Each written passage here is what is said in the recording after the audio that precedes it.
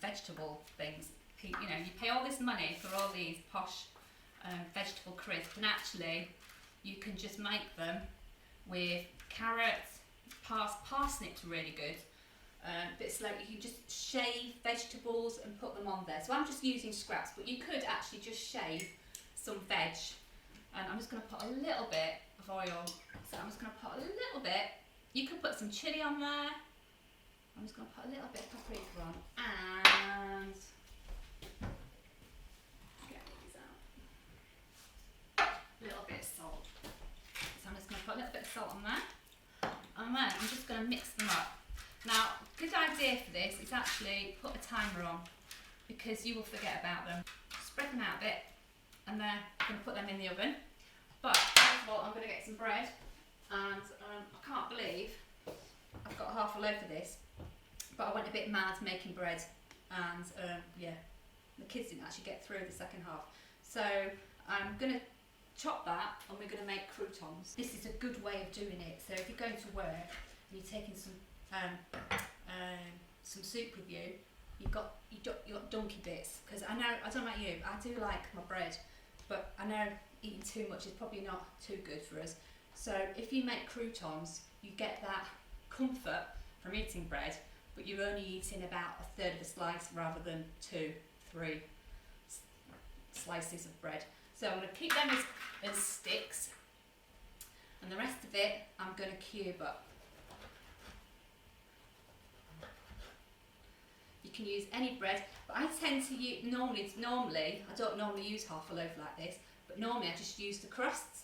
Now, we waste so much bread in this country because of throwing away crusts. If you go through 2 or 3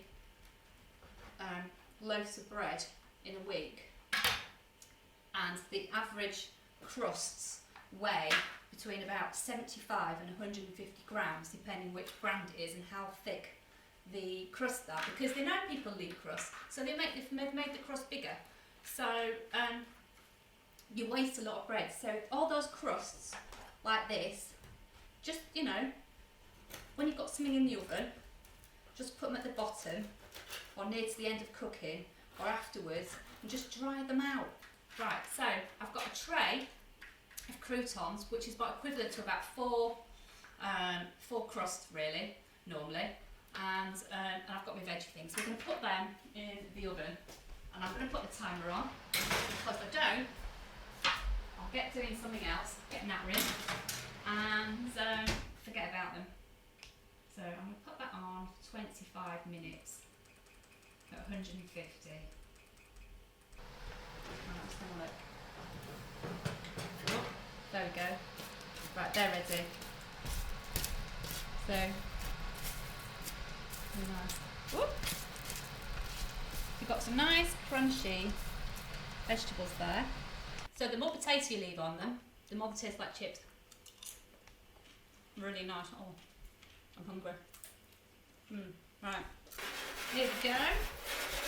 So here's these lovely crunchy croutons, and then we've got the little ones for dunking in our cup of soups once you take to work, or in your flask. So that's quite a handy way of doing it, because you don't want to put, you want to put a few of these and they'll go soggy at the beginning of the day.